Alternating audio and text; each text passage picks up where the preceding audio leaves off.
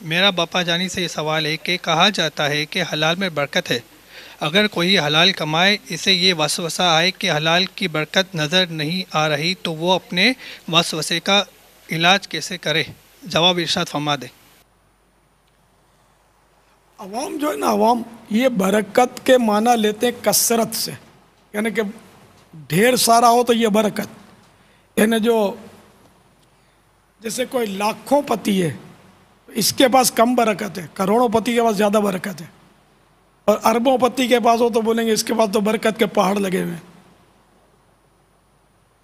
تو برکت کے معنی یہی نہیں ہے کہ وہ کثرت، بلکہ تھوڑے مال میں پورا ہو جانا، پیٹ تھوڑی سی غذا میں پر ہو جانا، دل میں سخاوت کا جذبہ ہونا، مال کے تعلق سے بے رغبت ہونا، اس کی طرف کشش نہ ہونا،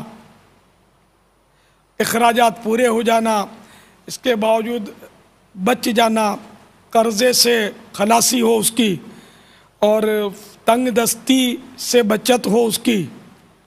تو اس طرح کی بہت ساری مطلب ہے کہ اس کو جو صورتیں ملے گی نا، یہ سب برکت ہیں۔ مالدار کو حرص ہوتی ہے کہ اور مال، جیسے کہ آپ کروڑوں پتی کو دیکھو گے کہ یہ کروڑوں پتی کا ایک کام نہیں ہوتا۔